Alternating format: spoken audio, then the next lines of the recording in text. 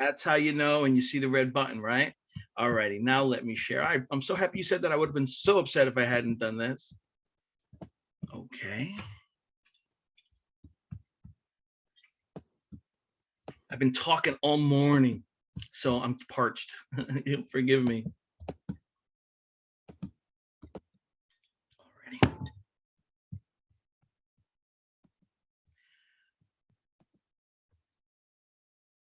So like before, I think it was a couple of months ago, I gave an 8-hour seminar, which Counselor Demos, it is good to see you again, was there.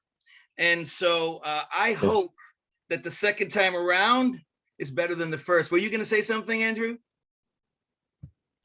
No, I was there, and I'm glad I was there. Thanks. I appreciate it.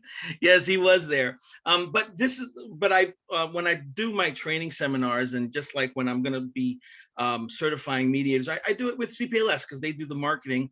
And I would tell you that they give free CMEs and CLEs. So go to their website and sign up, because and this was one of them, but this one people paid for, but they give hour-long CMEs and CLEs, right? And so you just got to attend. And I would tell you that that they're really awesome. So that's why you see CPLS there. So mediating, like water flows, right?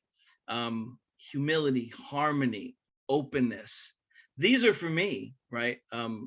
What I like to call the way of the mediator. And again, I was an undergrad philosophy major, and it's one of my passions. I'm an artist as well, science fiction, cartooning. I think we have to be well-rounded individuals. As mediators, everything we have always done and everything that our past experiences, maybe we've had other professions, I have, they make us the people that we are, but they also make us really good mediators, right? Because we bring all of our experience with us. And so this is what this is about. This is the way I like to, in some ways, think about how I can be a better mediator. So, but I don't start there. Where I start, interestingly, is, so does anyone know what that is? That is an illustration of a Roman coin, right? And that is an illustration of the god, the Roman god, Janus. So you see, he has two faces, one looking forward and one looking back. What is he looking at? He's looking at the past and he's looking at the future. Now look at the bottom, what is he holding? A key and a staff. So Janus, he was the Roman god of new beginnings, portals, and transitions. Do you ever notice everywhere there was a Roman settlement, they always had an arc, right? That was a portal. Why? For everything in Roman life had a god attached to it, right? And the beginning of everything for Romans started with Janus. So before they would pray to the gods, it was Janus who would open the way for communication to go to the gods. But it wasn't just that, right? New beginnings, portals, and transitions. What is it that mediators do, right? When we're mediating? Yes, I will send the PowerPoint slides as well, my friends. Thank you for asking. What is it that we do, right? What is a mediation about sometimes? Ideally, is it not about a new beginning for folks, hopefully sometimes? Are they not going through a portal? What would that portal be? The after mediation, when you come to agreement, the portal to the agreement, right? To what? A new beginning. And what are you doing? You're transitioning. You're transitioning from the conflict to hopefully a better future, right? And so the staff in the right hand, what do you do? What do you use a staff for when you walk? It's because you're traveling. So Janus, the Romans understood, he would guide travelers to the correct route. Isn't that what a mediator does, right? Our job, when it works, is to guide them if we can. And what's the key for? It unlocks the door. What do mediators do? If it works, if we help you come to a new agreement, right? We guide you along the path of through mediation. And the key, if we can get you to agreement, is the new beginning. And so our role is a sacred one. You know, there are a few professions that have continued throughout time in some respects. And at the very least, it was under the role of a mediator has been around for quite a long time. And so we are also what? We're called the guardians of the process, right? We are a gatekeeper, are we not? Because through us, if everything works well, if we do our jobs, if the parties vest themselves, if the parties are willing, if the parties want to, if the parties can see their the progress and come to agreement, they can, because we're the gatekeeper, right? You can do stuff with us that you can't do in court. And we're the ones who have to know, yeah, we can help, we can unlock the door for them in this regard, right? But we do it humbly, right? That's the most important thing about all of this is that our role is important, right? I think it is, you know, sacred. At the very least, I take it to be that kind of role. And I do it humbly. I love what I do, like you all, right? And so we, the mediator, we use our skills and we lead the parties through the conflict. And if everything works, when it works, and it works often enough, the doors of resolution open. And through that door, through that portal, new beginnings, transitions, right? And so neutrally, our job, we encourage through the humble facilitation of what we do, the resolution of disputes, right? And so again, in a humble way, we identify the issues. We foster joint problem solving. We explore settlement alternatives, right? We do that in all different ways, but one way or another, these are the things that we're starting to do in the different points and different parts of our mediations. And again, right, we are the guardian of the process. And so we are responsible to the process of mediation, right? We have to, and I think humbly, but of course, I take it quite seriously. We have to guard against many different things, but among those, right, undue influence, right? Self-determination is really one of the most important things. We have to make sure everybody, that's what they want to do. They're not being forced. We're always promoting the right to self-determination. And if that works well, yes, we can do that, right? And so now, this is where we kind of start talking a little bit about, because this is the next, first I wanted to talk about mediation in some ways being sacred, right? That the mediator has to be humble as the guardian of the process and with respect to what it is that we're doing and how we're trying to help the parties. But now what I'm talking about is, and please follow me here, right? And I'm going to ask for some participation. Please do me a favor. When I say kung fu, what comes to mind? And I will pick on you. So do me a favor, somebody. What do you think of when I say kung fu? Martial art. Thank you. That's that number one answer, right? Martial arts. Thank you. I appreciate that. That was Demi, I think. And so, yeah, that's what you think of, right? That's what when you think of Bruce Lee, that's what you think of, and that's what I think it has come to be known as. But originally, kung fu really refers to focus, to hard work, energy, practice, that which you need in order to proficiently become a master, to harmonize your skills, to be to be a master of your discipline, as many of us are, and or strive continuously, you know, to become, right? So that's what kung fu originally means. So if someone said, "What is your kung fu?" It would mean, you know, what is it that you're good at? What are you a professional at? What do you do best, so to speak, right? And so is mediation your kung fu? I think mediation is one of my kung fus, right? I hope I have, more. I hope I'm a good dad. I hope I'm a good husband. I'm an artist, so I think I hope I'm a good artist, and I hope I'm a good mediator, right? And it's because I practiced so much that and have mediated so much, and because of everything else I bring to it, I hope it is my kung fu. Now, so Bruce Lee's kung fu was strong, and he was exceptionally strong in his focus and dedication on things. But specifically speaking, let's talk about his martial art, his kung fu. It was because he dedicated himself. And if you know his story, I mean, it goes a lot, deeper. He became a well-known and internationally, famous a year before his death, something like that, right?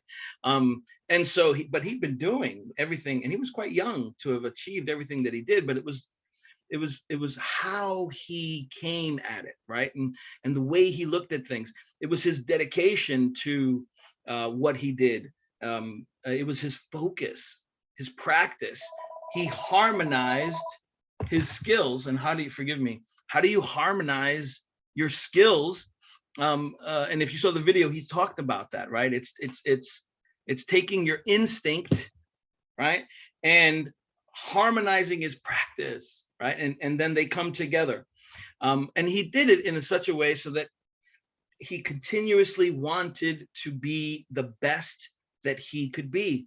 And, as mediators, a lot of us see each other here every week. That's what we're doing. Why would you come here with me to talk about mediation on your day off? Because you want to be a better mediator, because it's important to you. That's what you are doing, right? You're doing it. I would tell you, it is Mediators Roundtable qua Mediators Roundtable. You're doing it for its own sake. I'm not paying you to be here, right? You're not paying yourself. Yes, you are, because we're getting a lot. I enjoy it, and I think we all enjoy it, and that's the only reason we keep coming back. And what are we doing? We're becoming better, right? That's why you come back. And so in the same way, good mediation or kung fu skills, we hone them over time, right? We focus them. Dedication, training, experience, that allows our instincts and our experience to become harmony. So every time we mediate, right?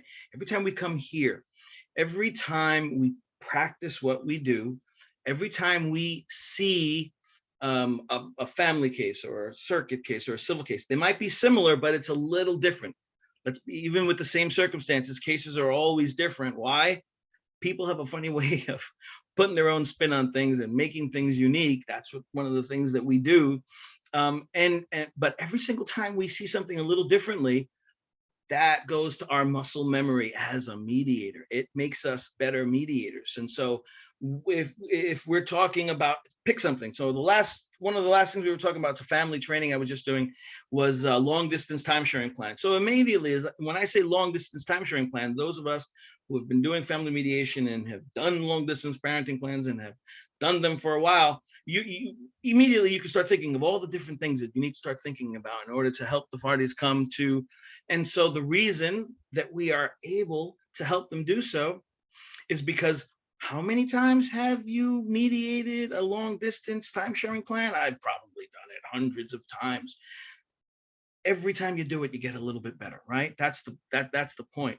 And so we become the best mediators we are capable of becoming each and every time we mediate, observe, and train, right? So it's not just actually mediating. You can observe and you can become a better mediator because you're going to see them go through it. And it's being there.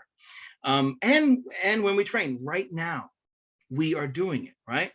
And we have to, it never ends. It's a continual process, right?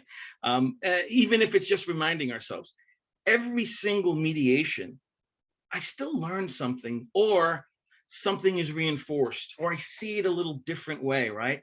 This is a never-ending process. And so long as that is our goal, we are becoming the best mediators we can be.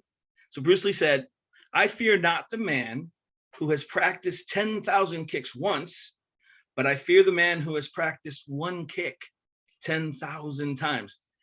What a powerful kick the 10,000 kick that kick will be, right? So what's the point? It's continuing to work on who we are and what we do again and again and again. It makes us better and better and better. But why? What's the point? So when we mediate, right? In the moment that you are mediating, you will be, tell me if I'm wrong, but mediation is nothing else but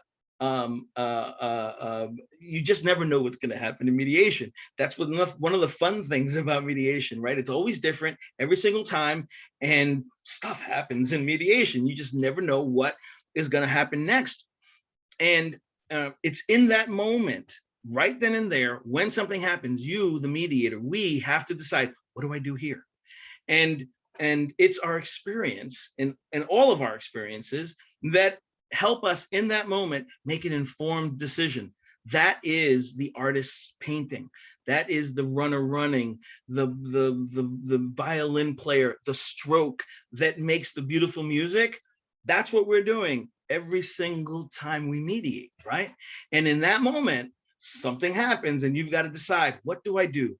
Can I do this? Will I do this? Should I do this? So if you decide, based on everything that you see, based on everything, you're reading the temperature in the room, based on everything you know about the case, based on where it's going, what they're asking for, what they're agreeing to, can we do that, right? And in that, or some moral issue, or pick something that happens in that moment, we're the ones who have to decide how best to move forward, right? And in that moment, we are our best selves, right? Because everything we've done in the past, all of our mediation experience, all of our training is to help us in that particular moment, right? That's when we're truly alive, by the way, like right now. A mediator's harmony, it comes from both experience and practicing the skill. So you can be really good at, you can understand a skill and you can innately kind of, I see it, I get it. But if you don't practice it, right, you're not going to know how to put it into practice, right? How to practically make it count, right? And so it is, I would tell you, let me just admit somebody in. So there's no mistakes if you think about it. There's only opportunities, right? So every time something happens and it throws you for a loop, or you're, so what's the latest skill that we've all had to learn? This virtual Zoom world, right? Now we understand that, wow, mediation means we can do it in person, we can do it virtually. Well, we'd better be pretty good at knowing how to navigate Zoom and the virtual world. How do you get a document signed properly? How do you create a document? How do I do my opening statement virtually? Do I know how to, like, I like to get on 10 or 15 minutes early. I want to be the first face that everybody sees, right? And sometimes that's when you're going to see the technical issues. So I want to be on early in case there are technical issues. And how do I know how to deal with the technical issues? Because for a year now, stuff has been happening to me that I haven't seen before, but every single time something happens, I learn, right? And so now, whereas before, if we're just talking virtual skills, right? Whereas before, sometimes I would cut out like this, right? Because I didn't realize that I should be connected to my server via an Ethernet cable. I didn't realize that my computer needed to have a certain amount of capacity and certain resources so that I could comfortably run all of your videos. I didn't realize I needed to have a UPC backup power system because I live in Florida.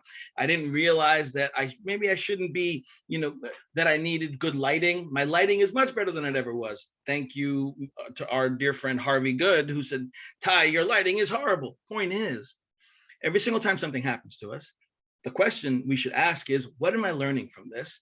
And address it, and now you're better, right? And then a year later, I'm pretty good at Zoom. Do I know everything? No, but I'm better than I was a year ago. And that's the point. We should continuously be humble, right? With harmonious skills, right? So if we do it for the right reasons and we're very experienced, then we will find openness as a natural result. Now, what do I mean by that? But see, the point is, you have to have the capacity as the mediator to, ethically do what we do, to understand, and we're all here because we like helping people come to agreement, right? And because we know and we will do it the right way, and we do it for its own sake, and we're gaining experience. That's why we're here. We've been doing this for a while because we love doing it. But when you put them both together, then what does that do to the mediator, right? That's when the mediator, so it's funny, like I would tell you, so now that I've been mediating for about 11 years, I'm finally at the place where sometimes I recognize, you know what, these folks need a more directive approach.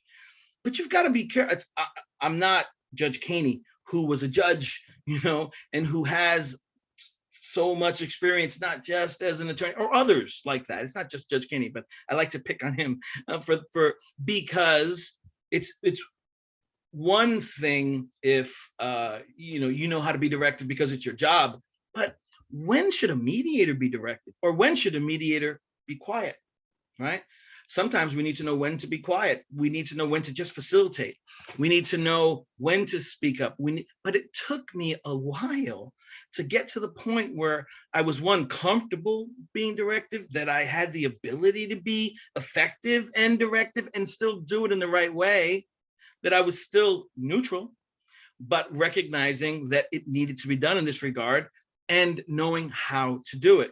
So can you still be open? Can you still be neutral and be directive? Sure, if you know how to do it. And how do you know how to do it? If you're humble, if you're harmonious, and you have found the answer. And you know what it comes from? It's not a formula. You don't just, well, if I put this together with this, no, it is just a natural evolution of one's ability to do what you're good at, right? Whatever that may be.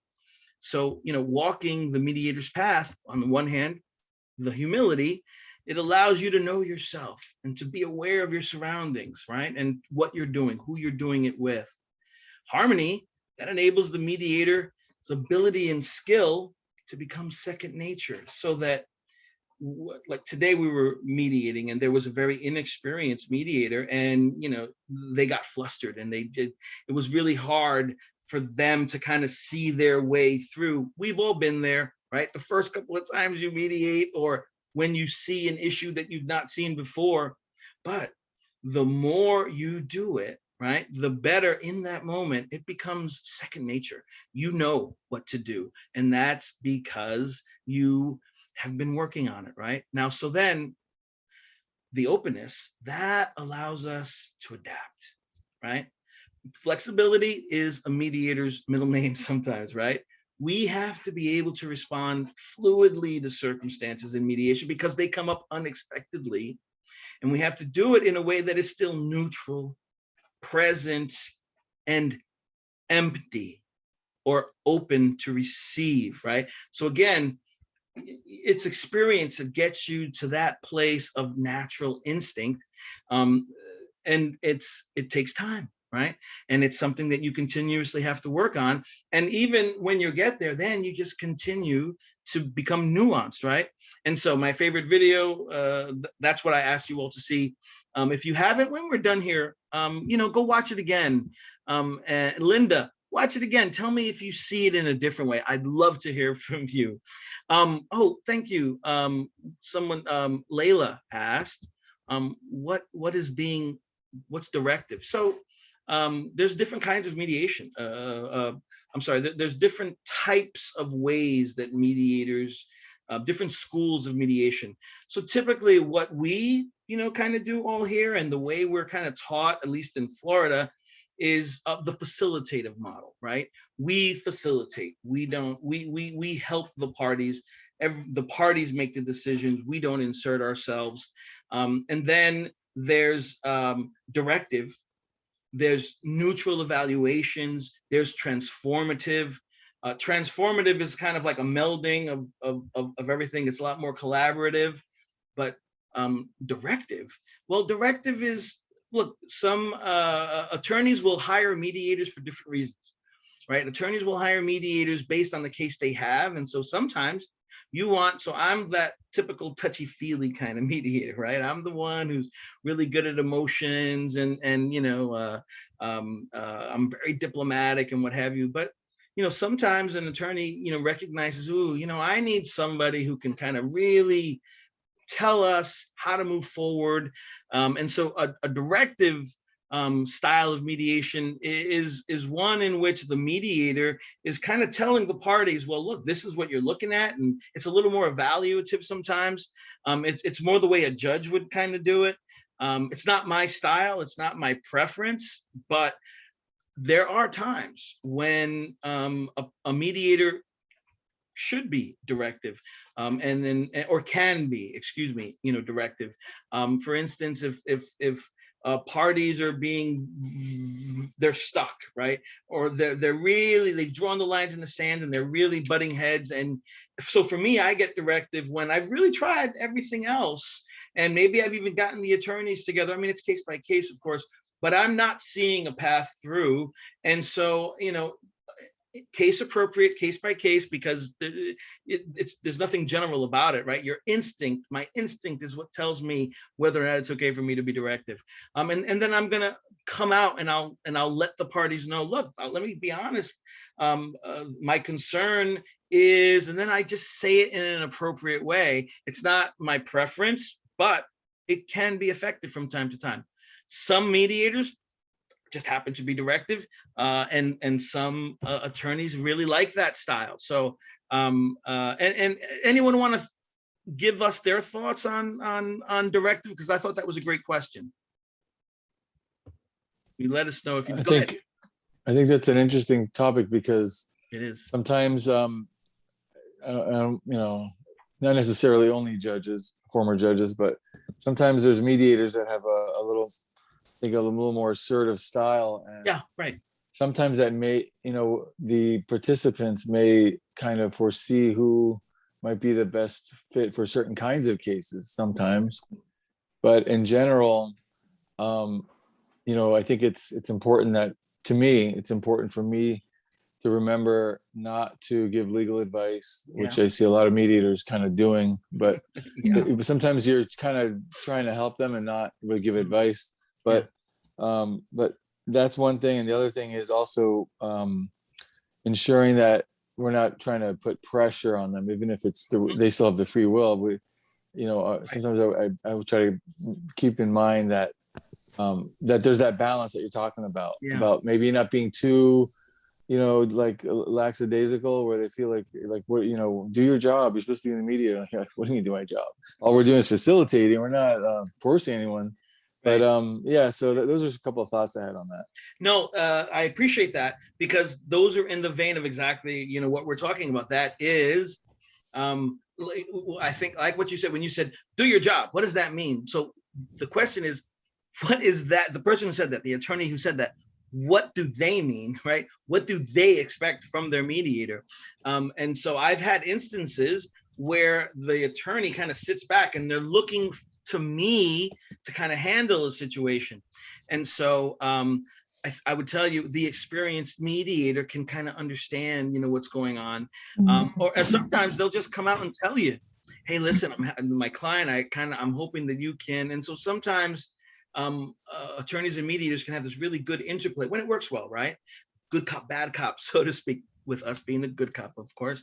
Was somebody going to say something? Ty, let me ask you, what about an evaluative style of, is that similar to any of the other three or the other two? In a way, a neutral evaluation, right, can be where not necessarily that, and I would love anyone else's thoughts if they've done some, but not necessarily where you're going to actually act as the mediator, but you're going to talk with the parties. And it can be together, it can be separate, and you're going to give them, they're going to tell you what's going on, And then you're going to give them an evaluation of what a neutral evaluation of what possible solutions you might see for them, the ways in which they might consider moving forward in this case, and the different things that could work for them, right? And without deciding for them. And then, what I've seen is you can have someone who'll be the neutral evaluator. The parties will go to the neutral evaluator. Hopefully they also will then get, you can get, it's always a good idea for parties to get a legal consultation, and then they may go to a mediator, right?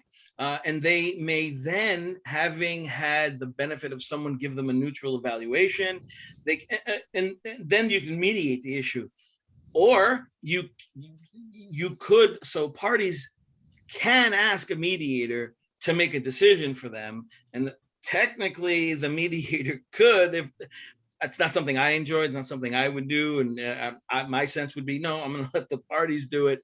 But the point is, the person who gives you the evaluation could potentially also mediate the case.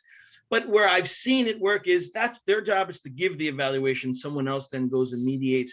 But again, I would tell you, there are different schools of mediation, right? For instance, so here we are. I'm in Central Florida in the Ninth Circuit. When I got out of law school, and I was mediating, the entire time in the Ninth Circuit when I was 2L and 3L in small claims, great place to learn how to mediate and give back, of course.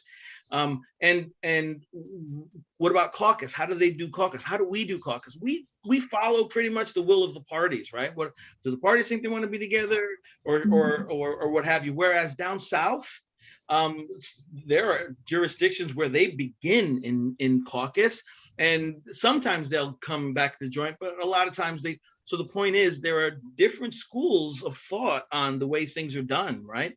And so some mediators will not. They don't like to caucus. They like to stay together. Linda, I think you like to stay together, right? I like to stay together if possible as well. But there are some mediators who, nope, we're going to be in caucus. And so again, it's different schools of thought in essence. Anyone want to add to what I said about neutral evaluation? Well, only would that be a part of the mediation process? In other words, where the mediator would evaluate whether he has to be facilitative or whether he has to be directive, or. So I would tell you, I'm facilitative. I can be directive if my gut tells me I should be, if the case is the right. Again, right? There is no black and white in mediation, right? There are some things that can be black and white, sure, but for the most part, we work in the gray, right? In that moment, as an issue comes up, you've got to read the room.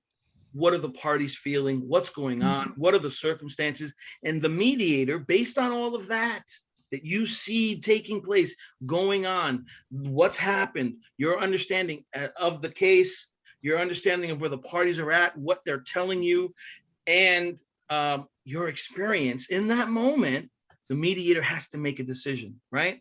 And so that's really, what we're talking about. So when my preference is, I've been trained I train in the facilitative, vein, but I can be directive if I get the sense that this is what they need, right?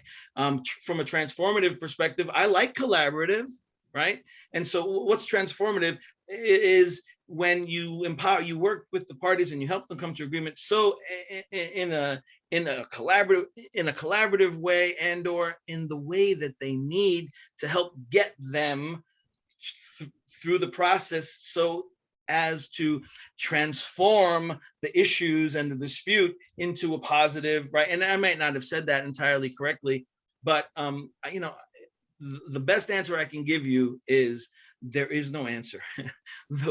It's the way without a way. What do I mean by that? Is in that moment, the experienced, conscientious mediator has to decide, what am I going to do right now? How am I going to respond? What's the best thing to do forward? And the more that we have, the more experienced we are, right?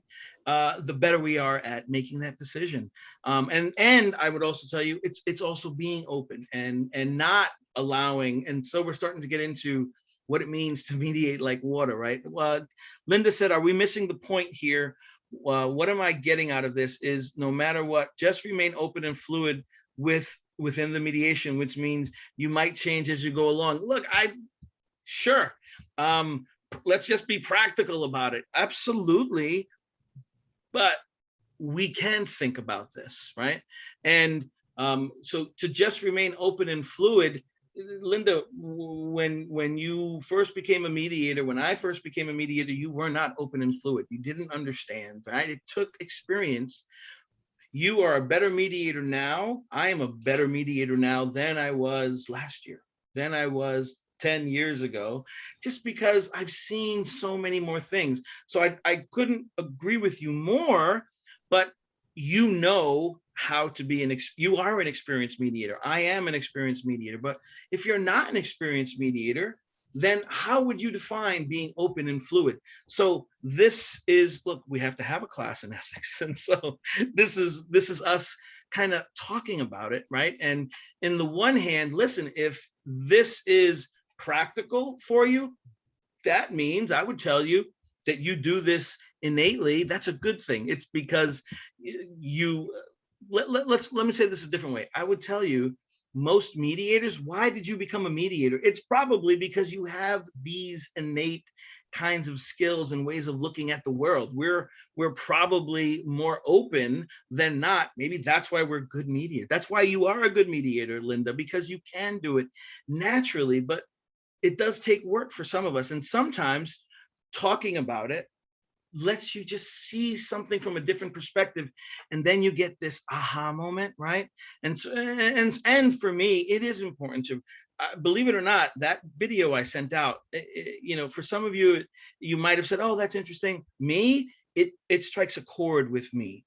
And so that's why I was like, wow, you know, this is how in a way I see the way I mediate. And so it works for me, right? The point is, what works for you?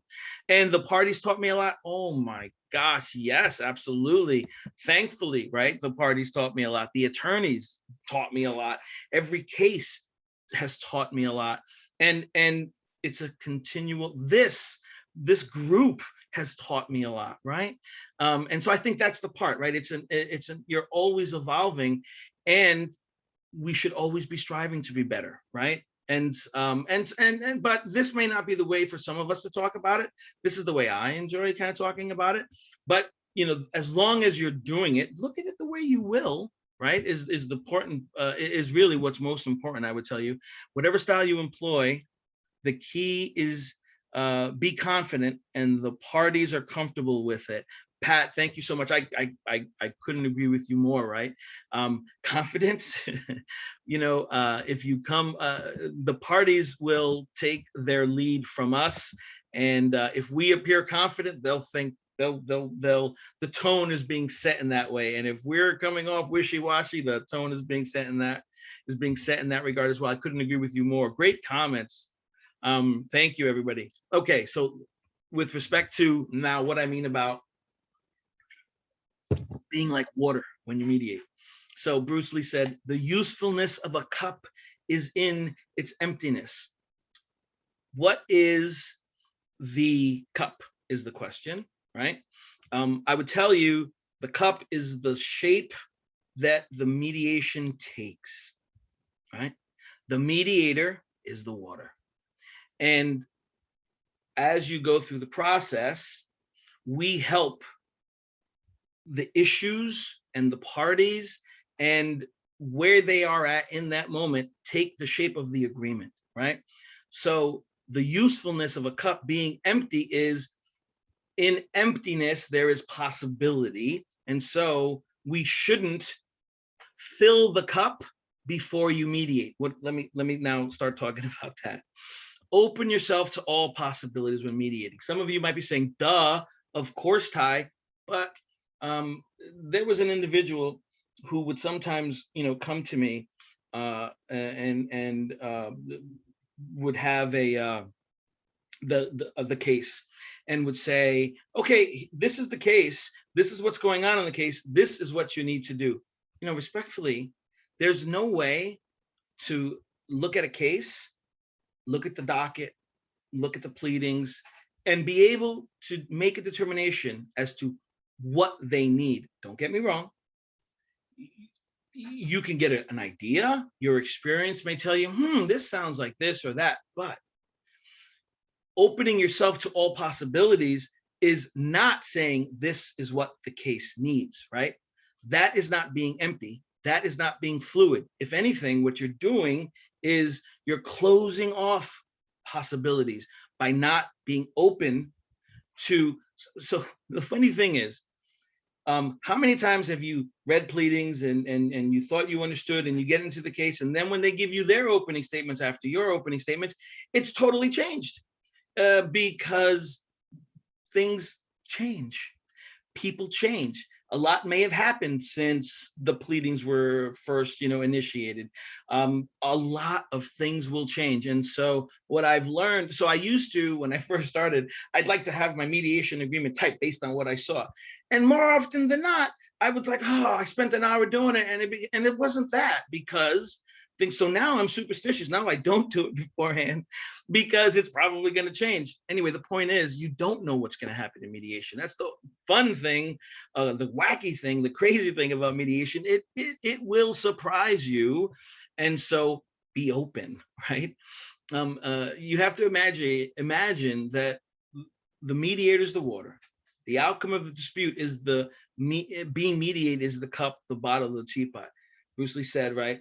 You pour water into a cup, it becomes the cup. You pour it into a bottle, it becomes the bottle. You pour it into a teapot, it becomes the teapot. So it's the becoming the cup, bottle, or teapot. Again, that's the agreement. So if we're empty, if we're formless, if we're flexible, right? We're not allowing what we have seen in the docket or what we've read in the case. We're not allowing that to preform conclusions in our head as to what's going on. You have no idea. We have no idea what is going on, right? Based on the pleadings. Just because someone writes something in their pleading doesn't mean that's what's going on. First of all, why are there two sides to a complaint? Because they disagree on what's going on. So clearly, truth is, at least in this regard, subjective, not objective. There's two kinds of truth, right?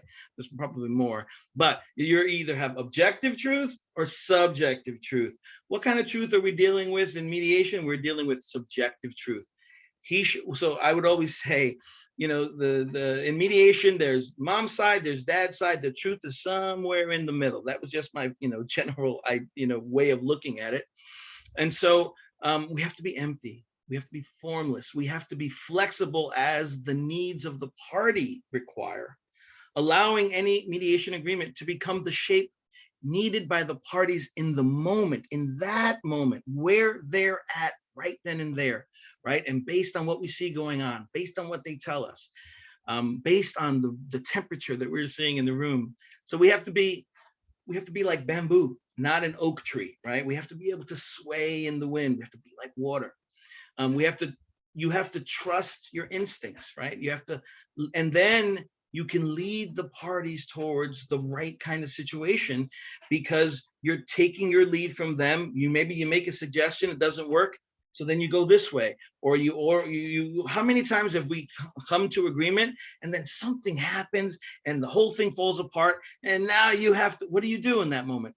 In that moment, you have to do the best that you possibly can. And it's based on the more open we are, right? And it's based on your experience and your willingness to, the more you're going to be able to help them see a way through, right? It's about possibilities and not, and just not making predeterminations for them. Any thoughts? Because that's being like water. Oh, well, here's a question. Let's see. We need to be careful with the word lead. I love that you said that. Thank you so much. Of course, we need to be careful with the word lead. That's a great point, Pat. And to the point, right? It's not that we are making a decision, this is what they need, and giving them the agreement that we think is best for them, right? No, on the contrary. But let's be honest, right? We are still influencing, aren't we?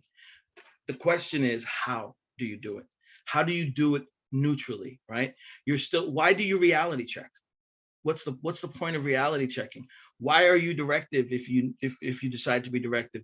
Why do you do what you do? It's because the experience also shows us that there's a practical way of looking at things.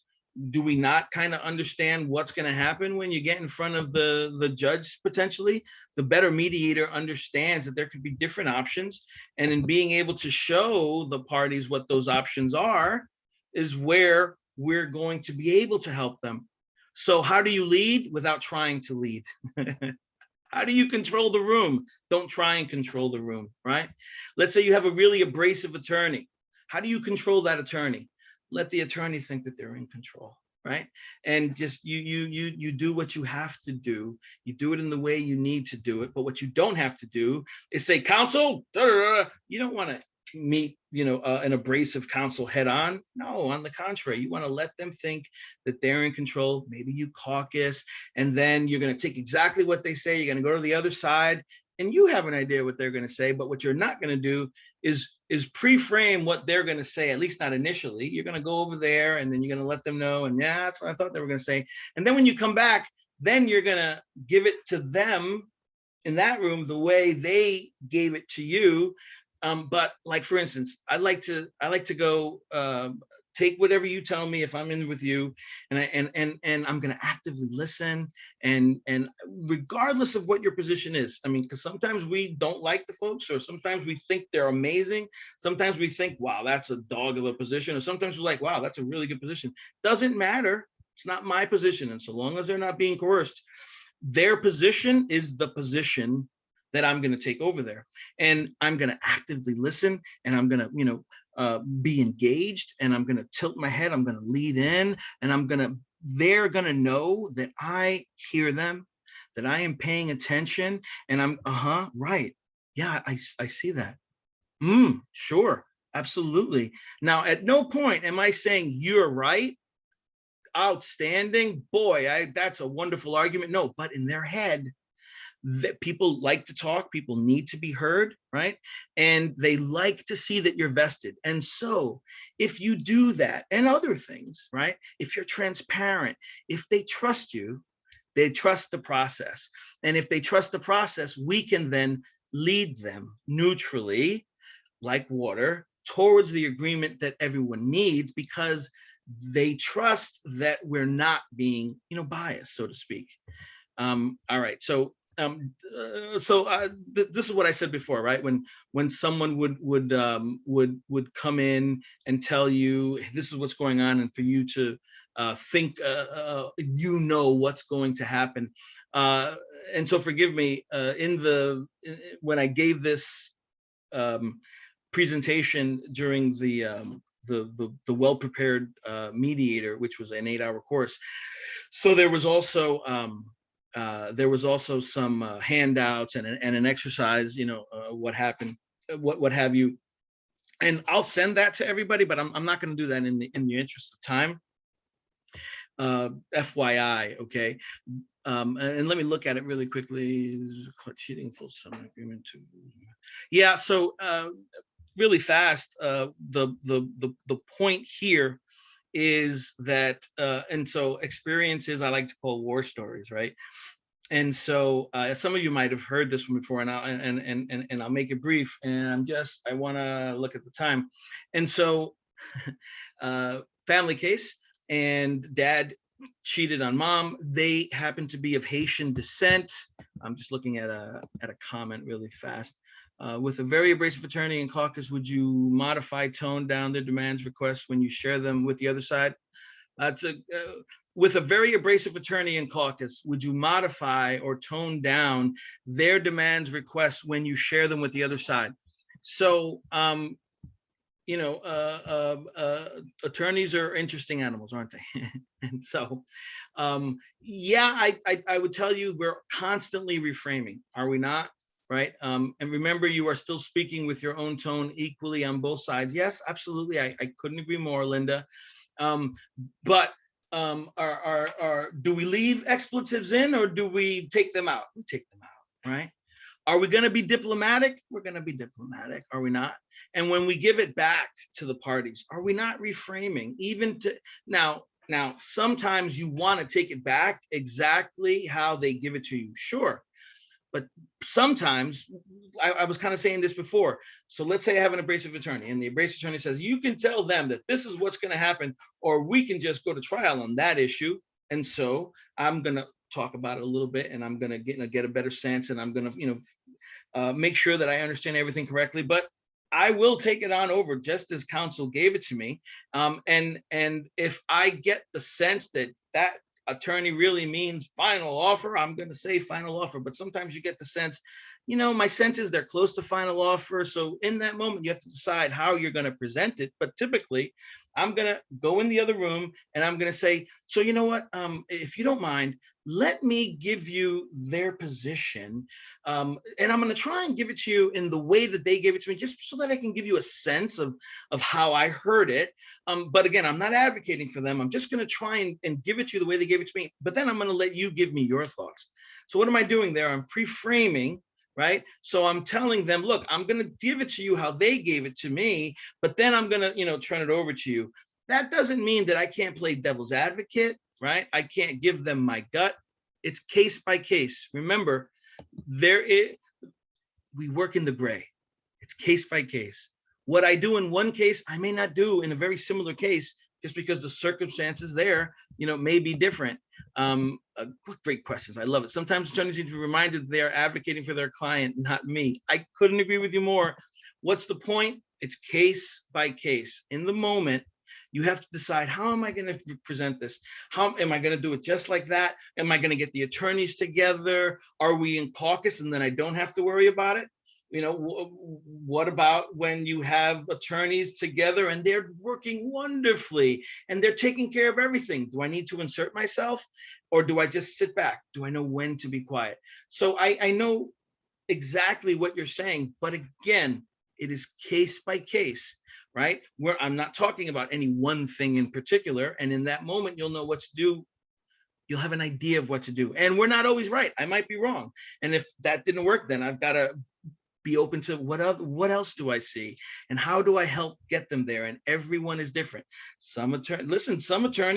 Most attorneys, they do a wonderful job and they're good at what they do. Some attorneys are problematic, just like parties. Some parties are really great, but even nice people get way too emotional. Look, I hope I'm a good mediator, but my skills do not work at home. Why? Because I'm vested, because I'm emotional, because I have a dog in the fight. When we don't have a dog in a fight, we can see through the issues. Even attorneys can sometimes, their job is to be advocates, right? So of course they're going to be vested in that position. But the good ones can also say, but they may have a point and the judge will do this, and let's compromise. Ideally, it's great when it works that way. So, but again, I would tell you, it's case by case, right? So really fast, this other case, dad cheated on mom. He realized, oh man, no, I'm gonna go. They had a little baby. He left the woman that he cheated on mom with. And now it just so happens, however, so they're Haitian, right? And their religion was voodoo. That's what their, if I'm Spanish, Santeria is for Spanish folks. Anyway, it just so happens that the woman he cheated on his wife with was a priestess. And so they were convinced that she was scorned and she put a spell on them, and they were convinced, and this was in mediation in the courthouse. They were convinced that that she had put a ghost in their house. You can't make this stuff up, right?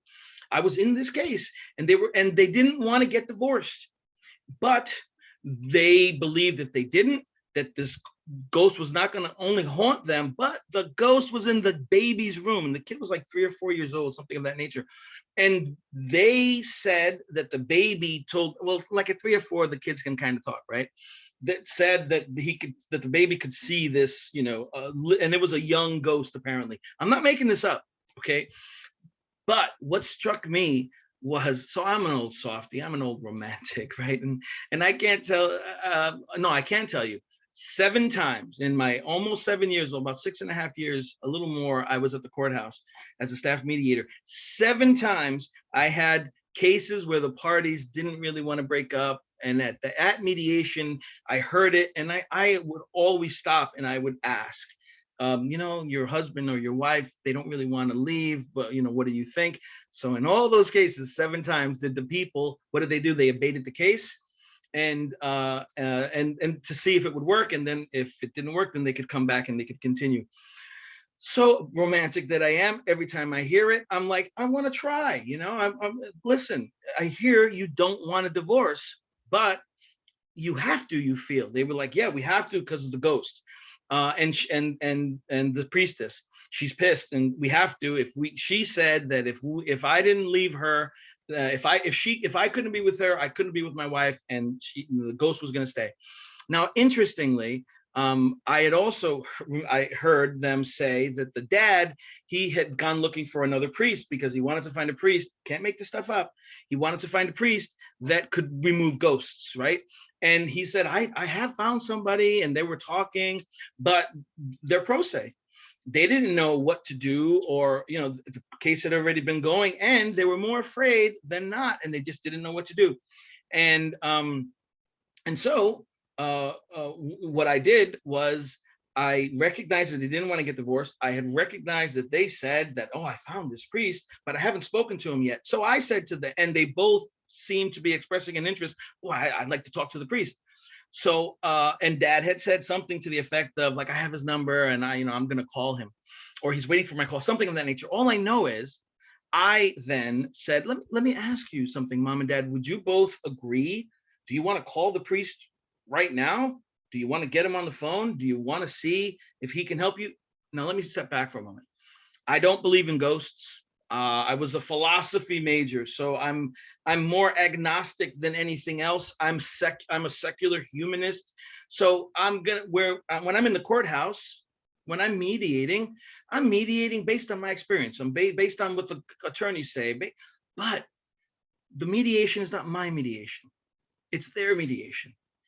If they believe in ghosts, I believe in ghosts. If they believe in Christianity, I believe in Christianity. If they're Muslims, I'm Muslim. What they think is the thing to do, that's what I'm going to vest myself in, right? The positions don't matter so long as no one is being unduly influenced. Their position is valid, and I'm the neutral mediator. I'm everyone's mediator. So they both decided, yeah, can we do that? I was like, if you both agree and get him on the phone, if he'll pick up, I'll give him an opening statement. And if so long as he agrees and confidentiality, have the conversation. They did. They called him. The guy gets on the phone. Very nice man, very accommodating. He almost, in a very short manner, tells them, sure, you can get rid of a ghost. He gives them a spell. And me, as the dutiful mediator, I wrote everything down for them and gave it to them. I cannot tell you how happy they were. And they immediately said, yeah, we'll abate. Let's see if it works. And they left. Now, I never saw them again, right? I hope it worked. What's the point? I know that's wacky, and I know that sounds crazy, but is that what they needed? I think it was. And did I do the right thing? Some of you might say, that's crazy, I wouldn't do that. Listen, in that moment, you're going to have to decide for yourselves what to do, how best to move forward.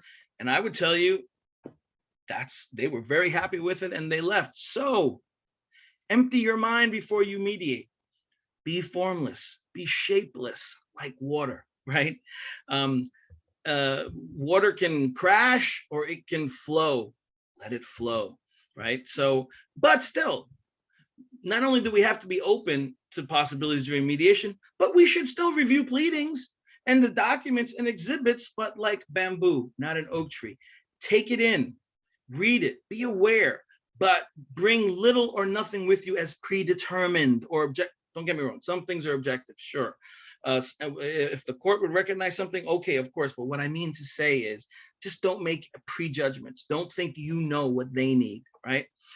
You might have a good idea. You may not be wrong. You can suggest something, but you shouldn't, like, I think Pat's point, how do you lead is the question. I love questions. A good story. I picture the party's transformation. I hope so. I really do hope that so do I. But all I know is,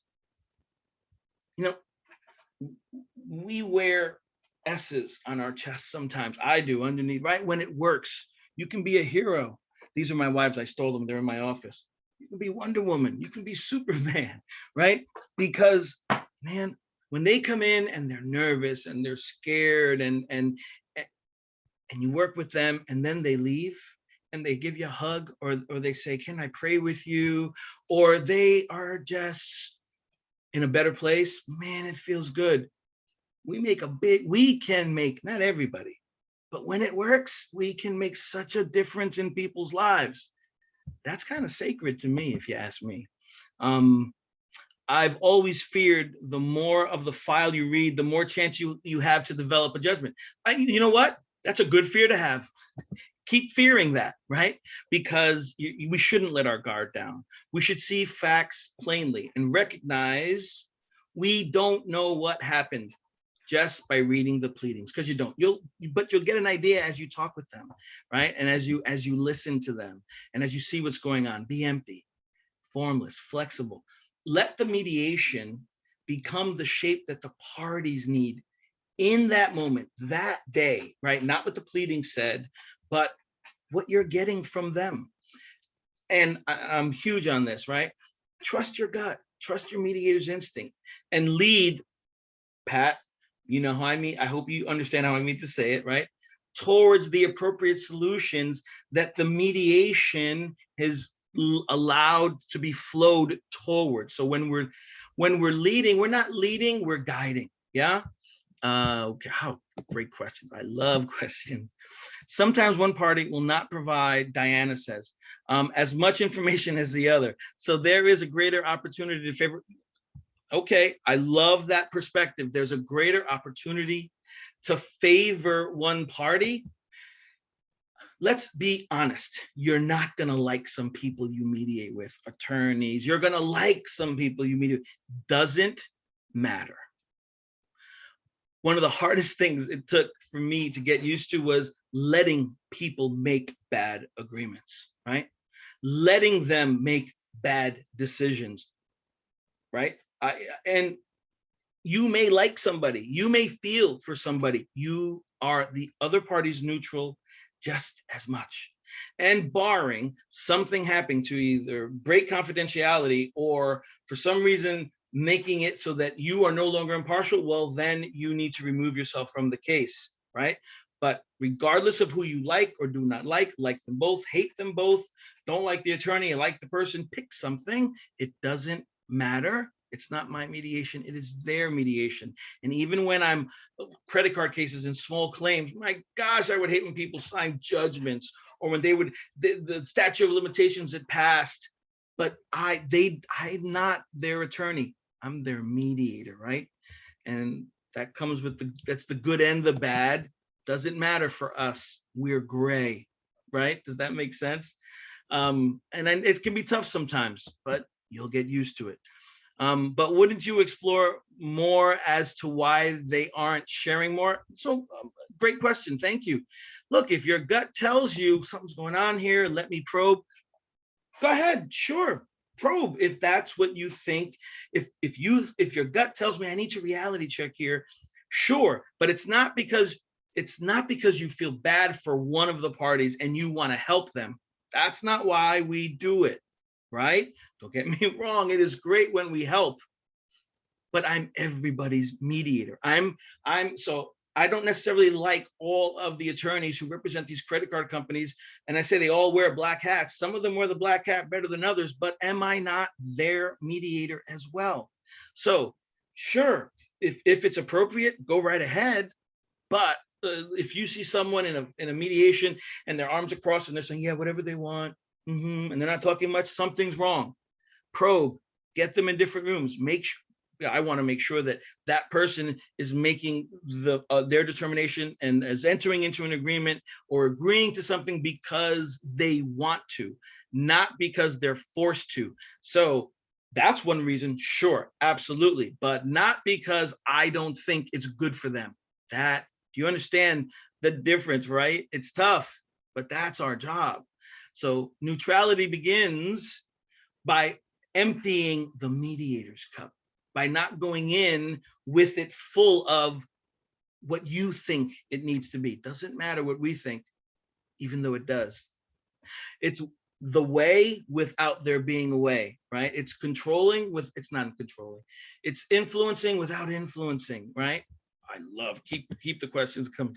Would you take a party into a separate room to determine how much of the process they understand? Potentially, sure, right? Meaning we have to understand, they have to be comfortable with the process, right? We have to ensure that they are okay moving forward. If we think we get the sense they need to speak with someone, they say it, or they're like, I just don't know. I'm not gonna let someone sign unless I am sure that they're comfortable, that they're not being coerced, right? If they say, I think I might want to speak to an attorney, they're going to get the chance to speak to an attorney if that's what they want to do. But here's the thing, it's case by case. Everything that I'm talking about is in the moment when the issue presents itself, you have to make the determination how best to move forward. So great questions, but again, there's no way of knowing that that issue exists in the case until you're there in that moment and you've read the room, you're seeing what's going on, and then you decide how best to move forward, right? I don't know that I want them both to be on the same page. Well, so again, here's the point. Right now, there's no way for us to know, would you take a party into a separate room to determine how much of the process they understand? There's no way for you and I to be able to say yes or no, because we don't know what the issues are. We don't know what's going on.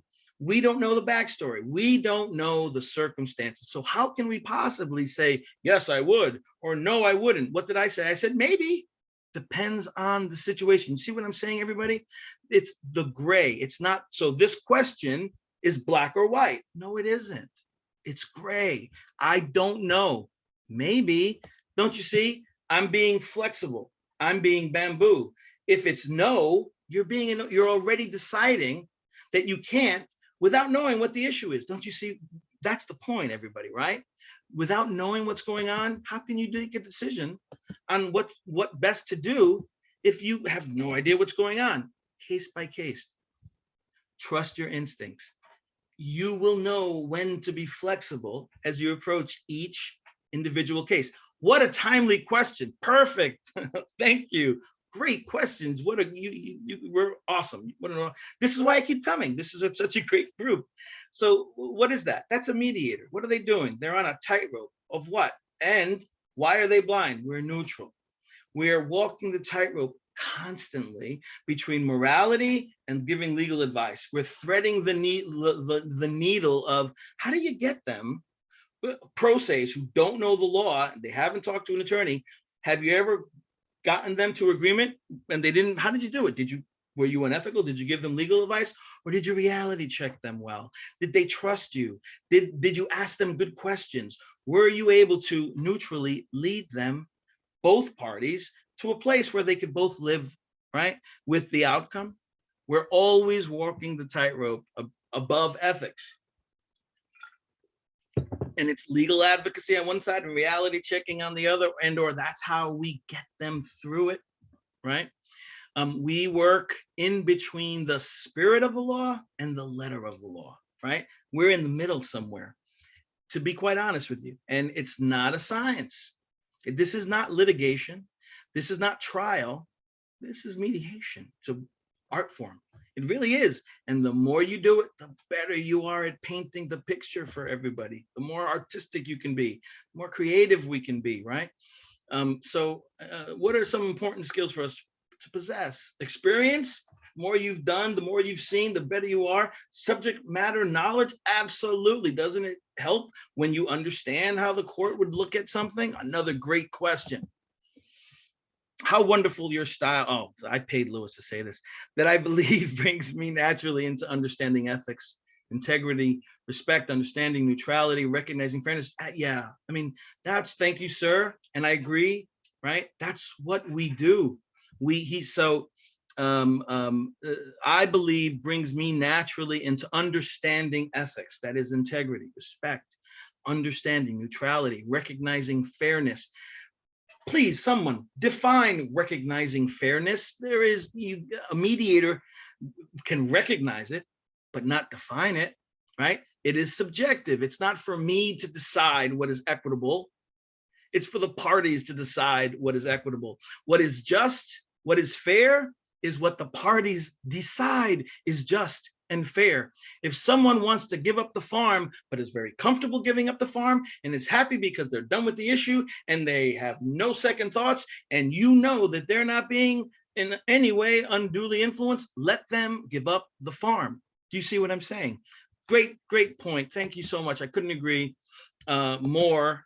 And God, what a great bunch of questions. Emotional intelligence and bedside manner. Man, I have another hour of that. I'm not going to get into it. But EQ, yeah, our emotional intelligence, how we know how to deal with folks, how to make them trust us. Our bedside manner, we are, well, we are just like doctors. We have a bedside manner, and it starts the moment they see you, you're on. And your bedside manner, my bedside manner, for me, in my cases, has made a big difference for parties. If they're comfortable, if they know that I am going to be fair, they will trust the things that I tell them. And I do it from a trustful position. I don't want to in any way. None of us are doing it unethically, right? Active listening. Oh my gosh, how important is active listening? Without saying anything, you're saying 1,000 words to these people, right? Because you're letting them talk. They see you vested. People need to be listened to, right? You have to figure out the compromise, and you may not have a lot of time, especially in small claims court, or if you're, in a court-ordered mediation in court, you might only have 2 hours or 3 hours. But the point is, right? Active listening, it's huge. Mirroring, it's huge. When appropriate, I think it's always appropriate to be an active listener. Good summarization skills. Oh my gosh, why is that important? Before I go to the other side, I'm always going to summarize what they told me for a few reasons. One, if I get it right, they're going to be like, yeah, he got it right. He's going to, yeah, go, Ty, get it for me, Ty, right? Also, what if I got it wrong? By summarizing, then they're like, no, I meant this. And thank God I summarized, right?